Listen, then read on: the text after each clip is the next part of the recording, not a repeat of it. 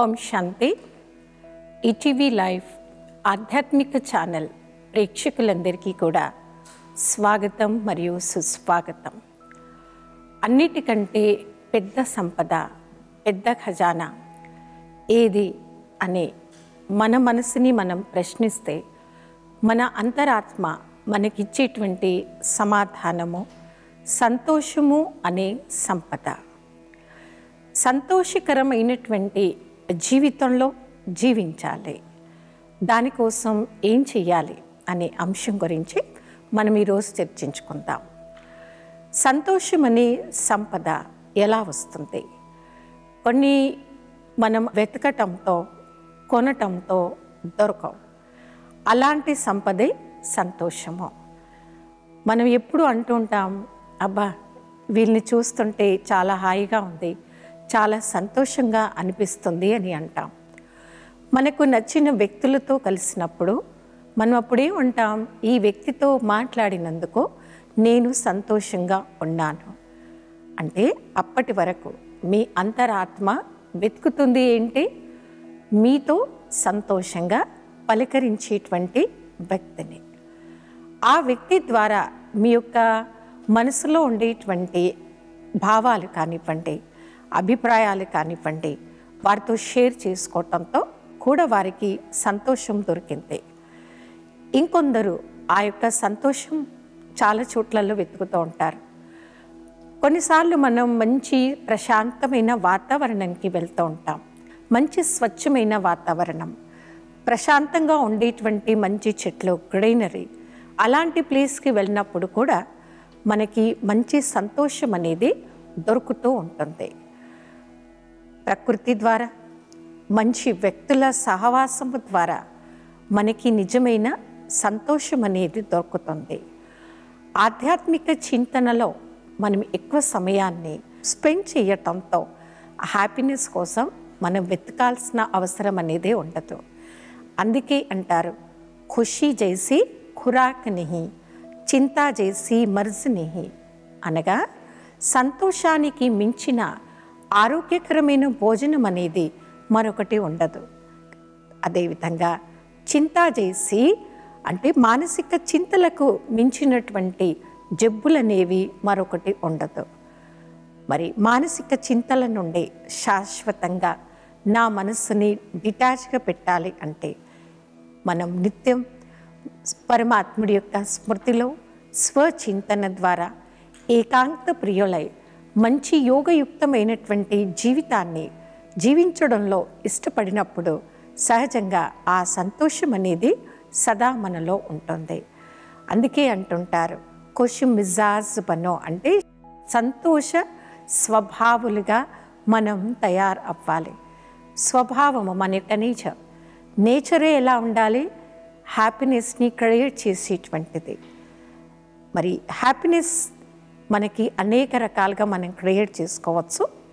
మన యొక్క సంకల్పాల ద్వారా, రెండవది మన యొక్క మాటల ద్వారా, మూడవది మన యొక్క కర్మల ద్వారా.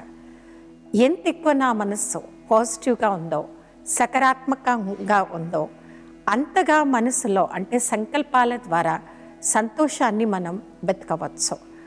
తర్వాత ఎంత ఎక్కువగా మీరు మంచి కర్మలు చేస్తారు, పుణ్యం యొక్క కర్మలు, ఆధ్యాత్మికమైన సేవ చేస్తారు, దాని ద్వారా కూడా సహజంగా మనకి ఆ సంతోషం అనే సంపద మనలో పెరుగుతూ ఉంటుంది. ఖజానా అంటే సంపద అనేది గొప్ప సంపద అని మీరు తెలుసుకున్నారు. కొందరు ఉంటారు చూడండి, వెతుకుతూ ఉంటారు, లైఫ్ అంతా వెతుకుతూనే ఉన్నారు, గమ్యం ఏంటో తెలియక. కానీ వెతికి కొన్నిసార్లు మన శరీరము మనసు రెండు అలసిపోతూ ఉంటాయి. అలాంటి అలసట లేకుండా ఉండాలి అంటే సహజంగా స్వచింతన చేయడం మొదలుపెట్టండి. ఆధ్యాత్మిక క్షేత్రంలో ఉండేటువంటి ఒక రాజయోగి సహజంగా వారు సంతోషకరమైనటువంటి జీవితం యొక్క అనుభవం వారు చేయగలుగుతారు. అందుకే అంటారు, ఖుష్ మిజాజ్ బనో అంటే సంతోష స్వభావులు అవ్వండి. ప్రతి ఒక్క సంకల్పం ముందు మీ మనసుని ప్రశ్నించుకోవడం ఒక అలవాటుగా మార్చుకోవాలి. నా మనసు యొక్క ఆలోచన తీరు ఎలా ఉంది? బాగుందా? మనం అంటుంటాం చూడండి, కొందరు చెప్పేస్తూ ఉంటారు, ప్రొద్దున నుండి ఇదే విషయం గురించి ఆలోచించి ఆలోచించి నేను చాలా టైర్డ్ అయిపోయాను, అలసిపోయాను. చూసారా, మనకి మనమే ప్రశ్న జవాబు రెండూ చెప్పాము. మనసు ఎందుకు కలిసిపోయింది? ఆలోచించి ఆలోచించి అలసిపోయింది. అంటే నేను రాంగ్ ఆలోచించానా, రైటా? అది డెఫినెట్గా మనం చెప్పవచ్చు, మీ ఆలోచనలో ఎలాంటి విలువ లేదు. చూడండి, మనం ఇల్లంతా క్లీన్ చేసాం, డస్టింగ్ చేసాం, చాలా చెత్త అయిపోయింది అనుకోండి, బరువు ఎక్కువ ఉంటుంది కదా. అదేవిధంగా వ్యర్థమైన చింతన చేయటంతో, అనవసరమైనటువంటి ఆలోచనలు చేయటంతో కూడా మనకు తెలియకుండానే అప్పుడప్పుడు మన మనసు బరువుగా మారిపోతుంది. అలా బరువుగా మారినప్పుడు మన సంతోషం అనే సంపదతో చాలా దూరం అవుతూ ఉంటాం. మళ్ళీ నాకు ఏది ముఖ్యం, నా లైఫ్ యొక్క గమ్యం ఏంటి, ఆ గమ్యానికి నేను సహజంగా చేరుకోవాలి అంటే ముందు నేను ఇంటర్నల్గా హ్యాపీగా ఉండడం నాకు రావాలి. మరి అన్నీ ఉండి కూడా, అన్నీ నేను సాధించి కూడా సంతోషంగా లేను అంటే అది సక్సెస్ కాలేదని అర్థం. ఈరోజు అంశంలో సంతోషం అనే సంపద గురించి ఎన్నో విషయాల్ని చర్చించుకుంటూ ఉన్నాము. ఇంకా మనం సంతోషంగా ఉన్నాము అంటే ఏం చేయాలి? ఇతరులకు దాన్ని పంచండి. ఎవ్వరు మీతో కలిసినా, ఎవరితో మీరు మాట్లాడినా, ఎవరి గురించి మాట్లాడినా మంచి అనుభవాలను వారితో షేర్ చేసుకుంటూ ఉండండి. వ్యర్థ మాటలు, పాస్ట్ మాటలు, కొన్ని బ్యాడ్ ఇన్సిడెంట్స్, అది ఈరోజు జరిగిందా, నిన్న జరిగిందా, పోయిన సంవత్సరం జరిగిందా, అది అలాంటి వార్తలు ఎప్పటికైనా కానీ మన యొక్క మైండ్ యొక్క థింకింగ్లో నెగిటివ్ని, వేస్ట్ని మాత్రం పెంచుతూ ఉంటుంది. మరి సంతోషం అనే సంపద నాలో స్టాక్ ఉంది కాబట్టి నా సంపర్కంలో వచ్చే ప్రతి ఒక్కరికి నేను తయారు చేసుకున్నటువంటి ఆ యొక్క స్టాక్ని పంచుతూ ఉండాలి. మరి అందుకే అంటాం చూడండి, ఖుష్ రహో ఆబాదు రహో అంటారు. అంటే సంతోషంగా ఉండండి, నిండుగా ఉండండి. ఎప్పుడు కూడా పరమాత్మని మర్చిపోకండి. ఎలా మర్చిపోవద్దంటే వారిని జ్ఞాపకం చేయడానికి కష్టపడాల్సిన అవసరం వచ్చేంత. వారిని ప్రభు యొక్క స్మృతిలో ఉండడానికి అవసరం వచ్చింది అంటే నా యొక్క మైండ్, నా యొక్క థింకింగ్లో ఏం పెరిగింది? అన్నెసెసరీ థింకింగ్, అన్నెసెసరీ థాట్స్ అనేది మన గురించి కావచ్చు, ఇతరుల గురించి కూడా కావచ్చు. ఈ రెండింటినీ మనం ఇష్టపడకుండా చాలా దూరంగా ఉండాలి. వారిని అంటారు సహజయోగి, రాజయోగి ఆత్మ. వారి సంపర్కంలో వస్తున్నటువంటి ప్రతి ఒక్కరిలో కూడా మంచి అనుభవాలు అనేటువంటి ఆ యొక్క గొప్ప శక్తి వాళ్ళలో నిండి ఉంటుంది కాబట్టి ఇతరులలో కూడా అది పంచుతూ ఉంటారు. ఖుషి అనే ఖజానా ఎంతో గొప్ప ఖజానా, గొప్ప సంపద. దానికోసమే మనుషులు చూడండి, ఉదయం నిద్రలేసి నుంచి అంటే ఆకలిని కూడా మర్చిపోతూ ఉంటారు, నిద్రను కూడా మర్చిపోతూ ఉంటారు. ఎన్నో రకాల ఆలోచనలలో వారి మైండ్ డైవర్ట్ అవ్వకుండా ఏం చేసినా సరే నేను సంతోషంగా ఉండాలనే కోరికతో ఎన్నో చేస్తూ ఉంటారు. సంతోషం అనే సంపదను మనం తయారు చేసుకోవాలి అంటే ఆధ్యాత్మిక మార్గం మాత్రమే సంపూర్ణంగా మనకు సహాయం చేయగలుగుతుంది. ఆధ్యాత్మిక మార్గంలో మనం ఎప్పుడు కూడా పరమాత్మని చింతన, సృష్టి యొక్క చింతనలో అంటే జ్ఞానం యొక్క చింతన ఎలా చేయాలి, ఏ విధమైనటువంటి చింతన చేయటంతో మన మనసు ఫ్రెష్గా ఉంటుంది. ఫ్రెష్గా ఉండాలి అంటే మనం చెప్తుంటాం చూడండి, ఈరోజు మీరు చాలా హ్యాపీగా ఉన్నారండి, మంచి ఫ్రెష్గా కనిపిస్తున్నారు. మరేమంటుంటారు, అబ్బా చాలా రోజుల తర్వాత నేను కూల్గా నిద్రపోయాను, మంచి రెస్ట్ తీసుకున్నాను, మంచి రెస్ట్ తీసుకున్నందుకు ఫ్రెష్ కనిపిస్తున్నాను అంటారు. అదేవిధంగా విచార సాగర మతన్నము అని అంటారు. సత్సాంగత్యంలో ఉండేటువంటి ఒక రాజయోగి పరమాత్ముడి ద్వారా విన్నటువంటి గొప్ప మహావాక్యాలను నిత్యంగా వారు చింతన చేస్తూ ఉంటారు. దాన్ని అంటారు చర్నింగ్ చేయటం. ఎంత ఎక్కువగా మనం మంచి చింతన చేస్తూ ఉంటామో దాంతో మనం సంతోషంగా ఫ్రెష్గానే కనపడుతూ ఉంటాము. శరీరానికి రెస్ట్ అందరికీ తెలుసు, మనం ఇస్తూ ఉంటాము. ఆధ్యాత్మికత మనకు నేర్పించేది మన యొక్క సంకల్పాలలో రెస్ట్. చాలామందికి తెలియని విషయం. రెస్ట్ అంటే హాయిగా ఏసీ ఆన్ చేసుకొని పడుకోవడం మాత్రమే రెస్ట్ అనుకుంటారు. కానీ మనం సంతోషం అనే సంపదను పెంచుకోవాలంటే మన యొక్క థింకింగ్లో, మన యొక్క ఆలోచనలో నిజమైన రెస్ట్ అనేది రావాలి. అది వస్తుంది మంచి చింతన చేయటంతో. ఎంత ఎక్కువ ఆధ్యాత్మిక చింతన మీరు చేస్తారో, మంచి మహావాక్యాల్ని చర్నించేస్తారో, మీరు మెంటల్గా రిలాక్స్గా ఉంటారు. సంపూర్ణ ఆరోగ్యవంతులు యొక్క లక్షణాలు అడిగామనుకోండి, ఇవి మనం రెండో చెప్తాం కదా. సంపూర్ణ ఆరోగ్యం అనగా మెంటలీ అండ్ ఫిజికలీ రెండు రకాలుగా ఫుల్ హెల్దీగా ఉండాలి. దాన్నే ఆరోగ్యకరమైనటువంటి ఒక వ్యక్తిగా లెక్కింపబడుతుంది, చెప్పబడుతుంది. మరి మనసుతో ఆరోగ్యవంతులు అవ్వాలి అంటే నిత్యం ఆధ్యాత్మిక క్షేత్రంలో మీ సమయాన్ని కేటాయించండి. మంచి సత్సాంగత్యంలో వెళ్ళండి. పరమాత్మ చింతన చేసేటువంటి ప్లేస్ని మీకు దొరకకపోయినా వెతుక్కుంటైనా అలాంటి వారితో సహవాసం చేస్తూ నిత్యం భగవంతుని మహావాక్యాన్ని విన్న తర్వాత ఏం చేయాలండి? చింతన చేయండి. దానిని అంటారు మనన చింతన చేయటం. అప్పుడే మెంటల్ హెల్త్ చాలా బాగుంటుంది.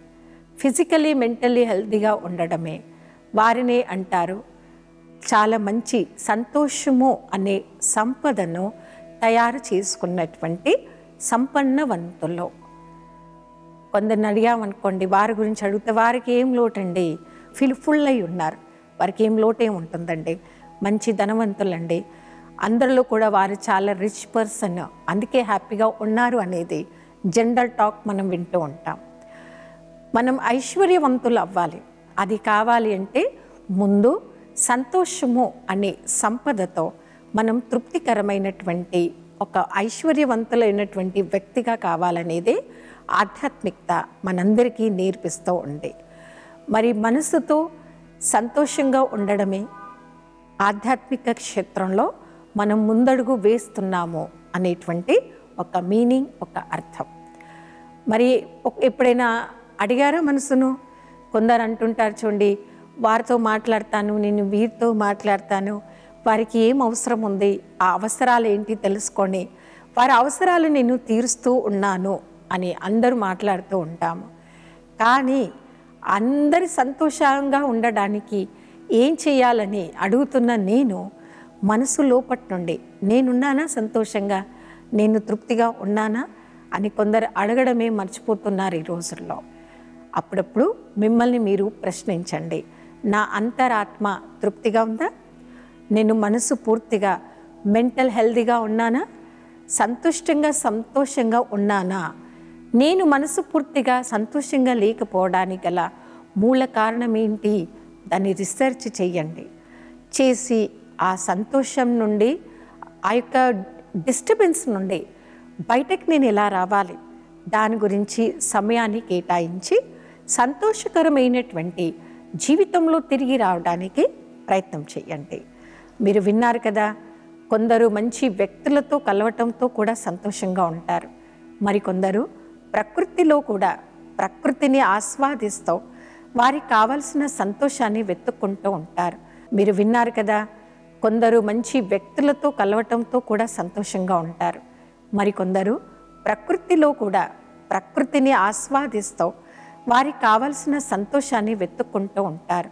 మరికొందరు మంచి భోజన ప్రియులు ఉంటారు చూడండి. సాత్వికమైన మంచి తృప్తికరమైన భోజనం తినటంతో కూడా సంతోషంగా ఉంటారు. ఇది రీసెర్చ్ చేసి చెప్పినటువంటి మాట. ఎవరైతే మెంటల్గా డిస్టర్బ్ అయ్యారో, డిప్రెషన్లో వెళ్ళిపోయారో, వారి అతిగా భోజన ప్రియులు అయిపోతారంట. డిప్రెషన్లో ఉండే వారిని మీరు గమనించండి. అతిగా భోజన ప్రియులు వాళ్ళు ఏం తింటున్నారు, ఎంత తింటున్నారో వారికి అర్థం కాకుండా ఉంటారు. అంటే వారు సంతోషంగా ఎలా ఉండాలనేదే మర్చిపోయారన్నమాట. సంతోషంగా కూడా ఒక హ్యూమన్ ఉండగలడా అనేటువంటి ఆశ్చర్యకరమైనటువంటి ప్రశ్నలో ఈ రోజుల్లో కొందరు మనుషులు జీవిస్తూ ఉన్నారు.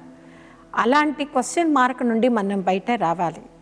దానికోసం ఆధ్యాత్మికమైనటువంటి శక్తి మనకు నిజ జీవితంలో ఒక స్పిరిచువల్ ఎనర్జీగా మనలో శక్తిని ఇంప్రూవ్ చేయగలుగుతూ ఉంటుంది.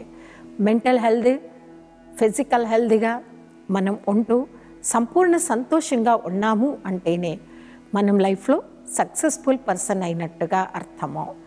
కాబట్టి సక్సెస్ఫుల్ పర్సన్ కండి సంతోషకరమైన జీవితంలో మీరు జీవిస్తూ ఆనందకరమైనటువంటి అనుభవం మీరు చెయ్యండి. అప్పుడే నిజమైనటువంటి ఆనందం అంటే ఏంటి అనేది మనకు అర్థమవుతుంది. మరి సంతోషకరమైనటువంటి జీవితం చూడండి, కొందరిని అడగండి మీరు ఎలా ఉన్నారు అంటే సంతోషంతో నిండిపోయినటువంటి వ్యక్తి, ఆ యొక్క సంపదను తయారు చేసుకున్న వ్యక్తి మీకు ఎంత మంచి అనుభవంతో కూడినటువంటి మాట మీకు చెప్తూ ఉంటారు. నేను చాలా తృప్తిగా ఉన్నాను, చాలా నిండుగా ఉన్నాను. మన యొక్క మొహం కానివ్వండి, ఆలోచన తీరు కానివ్వండి, మన లైఫ్ స్టైల్ కానివ్వండి, మన యొక్క స్వభావాన్ని అలా మార్చుకోవాలి అనేదే మనం ఈరోజు ఎపిసోడ్ ద్వారా నేర్చుకుంటున్నటువంటి గొప్ప అంశము. మరి సంతోషంతో పాటు మనలో ఇంకా ఏం కావాలి? సంతోషం ఒకటి ఉంది, దాంతోపాటు ఇంకేం కావాలి అని ఎవరినైనా అడగండి. అప్పుడు ఏం చెప్తూ ఉంటారు? అయిపోయిందండి, చాలు, మిమ్మల్ని చూసాను, నేను తృప్తిగా ఉన్నాను, నేను సంతోషంగా ఉన్నాను, చాలు అంటుంటాం. మరి సంతోష స్వభావము నేను ఉన్నాను, ఆ యొక్క సీక్రెట్ ఏంటి? మరి మనం పొందినటువంటి ఆ యొక్క సంపదను మనం ఇతరులలో కూడా పంచడం కూడా ఒక మంచి సేవ అని అంటారు. ఇతరులలో సంతోషాన్ని పంచడం కూడా ఒక గొప్ప అంశము. తయారు చేసుకున్నటువంటి ఈ గొప్ప శక్తిని, యొక్క ఖజానాను ఇతరులలో కూడా చూడాలంటే మనం పంచుతూ ఉండాలి. మనం ఏమేం పంచాలి? ఎవరు కలిసినా ఈ రోజు నుండి పంచడం నేర్చుకోండి. మా బ్రహ్మకుమారి ఈశ్వరి విశ్వవిద్యాలయానికి మా చీఫ్ ఆఫ్ బ్రహ్మకుమారి దాది జానకీజీ ఉండేవారండి. వారి వయసు 104 సంవత్సరాలు ఉన్న సమయంలో వారు పరమాత్మ ఒడిలోకి చేరుకున్నారు. దాదిలో ఉండేటువంటి ఒక మంచి స్పెషాలిటీ చాలా నాకు నచ్చింది. ఆ దాదీజీ ఆ ఏజ్లో కూడా అన్ని కంట్రీస్ విజిట్ చేయడానికి వెళ్ళేవారు. మా దాదీజీ దగ్గర ఎప్పుడు కూడా మంచి బ్లెస్సింగ్ కార్డ్స్ ఉండేవి. ఆ బ్లెస్సింగ్ కార్డ్స్ ఎవరు కలిసినా కానీ మంచి స్వీట్ తన చిన్న బాక్స్లో ఎప్పుడు ఉండేవన్నమాట తన వెంటే. ఎయిర్పోర్ట్లో కానివ్వండి, లేదా మేము ఉండేటువంటి ఆశ్రమాన్ని కానివ్వండి, విజిటర్స్ ఎవరు వచ్చినా కానీ ఒక మంచి బ్లెస్సింగ్ కార్డ్ ఇచ్చి వాళ్ళకు మంచి స్వీట్ని తను ఇచ్చేవారు. చూడండి తనలో ఉండేటువంటి ఎంత మంచి ఆ యొక్క ఆచరణ. ఆ యొక్క బ్లెస్సింగ్ కార్డ్స్లో ఎలా ఉండేదంటే, ఎదుటి వారు డిస్టర్బ్ మైండ్లో ఉన్నారనుకోండి, వారికి ఏ టైంలో ఎవరికి ఏం కావాలి, ఏ మాట వినటంతో, ఏ మాట వారికి గుర్తు చేయటంతో వారు పోగొట్టుకున్న ఆ సంతోషాన్ని తిరిగి సంపాదించుకోగలుగుతారు. అలాంటి బ్లెస్సింగ్ కార్డ్స్ మా యొక్క ఆశ్రమాలలో మాత్రం మేము ప్రింట్ చేయిస్తామన్నమాట. మా దాదీజీ ఆచరించినటువంటి ఆ ఆచరణ మాలో చాలామంది మేము కూడా ఫాలో అవుతూ ఉంటాం. కాబట్టి ఇది ఒక చిన్న అలవాటు కానివ్వండి, ఎవరు కలిసినా కానీ అలాంటి మంచి ఏదో ఒక మెసేజ్ వారికి చెప్పండి, లేదా కార్డు రూపంలోనైనా వారికి ఇవ్వండి. మనకు తెలియకుండానే మనం సంతోషంగా లేననే విషయాన్ని కొన్నిసార్లు మర్చిపోతూ ఉంటాం చూడండి, అవునా? అది ఎందుకు మర్చిపోయాము అంటే కొందరు అంటుంటారు, అబ్బా నాకు చాలా పనులు ఉన్నాయంటే, నేను ఎంత బిజీ. అసలు ఎవరైనా అలాంటి మంచి న్యూస్ చెప్తే వారు అంటుంటారు, అబ్బా సంతోషంగా నవ్వి చాలా సంవత్సరాలు అయిపోయింది అంటారు. అంటే అలా కూడా జీవించాలని మర్చిపోయిన వారు ఎందరో ఉన్నారు. ఏదైనా ఒక యుక్తి ఆలోచించండి, మంచి మహావాక్యాన్ని చెప్పండి. లేదా ఇప్పుడు చూడండి వారికి ఏమి ఇష్టమో, ఎదుటి మనుషుల యొక్క టేస్ట్ ఏంటి, వారికి ఎలాంటి ఫీల్డ్ అంటే వారికి ఇష్టం, అలాంటి ఫీల్డ్లో ఉండేటువంటి ఒక సక్సెస్ఫుల్ స్టోరీస్, ఒక ఎగ్జాంపుల్స్ వారికి మీరు గుర్తు చేసి చెప్పి సంతోష స్వభావాలుగా వారిని తయారు చేయండి. సంతోషం అనే సంపద, ఆ సంతోషం అనేటువంటి సంపదతో మనం ఎన్నో లాభాలు పొందాలి కూడా. మనం సంతోషంగా ఉండడానికి ఎక్కువ కష్టపడాల్సిన పని ఏం లేదండి. మీరు ఇప్పటి వరకు విన్నారు, మన ఆధ్యాత్మిక చింతన మనం చేస్తూ మంచి సహవాసంలో ఉంటూ మంచి వ్యక్తులతో ఉంటూ వారితో సేవాభావం యొక్క విషయాలను చర్చించుకోండి. సేవా క్షేత్రంలో ఉండేటువంటి మంచి సేవాదారుల సహవాసంలో ఎవరైతే ఉంటారో వారితో పాటు సేవా ఫీల్డ్లో ఇన్వాల్వ్ అవుతూ ఉంటారు. మనం సేవా క్షేత్రంలో ఒక్కసారి ఇన్వాల్వ్ అయిపోయామనుకోండి, గొప్ప అనుభవం అనే సంపద మనలో కూడా పెరుగుతుంది. అనుభవం అనే సంపదను పెంచుకున్నటువంటి వ్యక్తి, సంతోషం అనేటువంటి సంపద వ్యక్తి, వారినే అంటారు ఆధ్యాత్మిక క్షేత్రంలో ఒక గొప్ప అనుభవం పొందినటువంటి అనుభవశాలి. మనం కూడా అలాంటి ఆధ్యాత్మిక క్షేత్రంలో గొప్ప అనుభవశాలిగా తయారయ్యేటువంటి ప్రయత్నం చేద్దామా? సంతోషం అనే సంపద మనలో ఎలా తయారవుతుంది? తయారు చేసుకున్న సంపదని ఎలా ఉపయోగించుకోవాలి? ఇతర జీవితంలో కూడా ఆ సంపదను పెంచాలి అంటే ఏం చేయాలి? సంతోషం అనే సంపద గురించి ఈరోజు ఎపిసోడ్లో ఎన్నో గొప్ప విషయాల గురించి చర్చించుకుందాం. రాబోయే ఎపిసోడ్లో మరొక కొత్త అంశం గురించి చర్చించుకుందాం. అప్పటి వరకు ఓం శాంతి.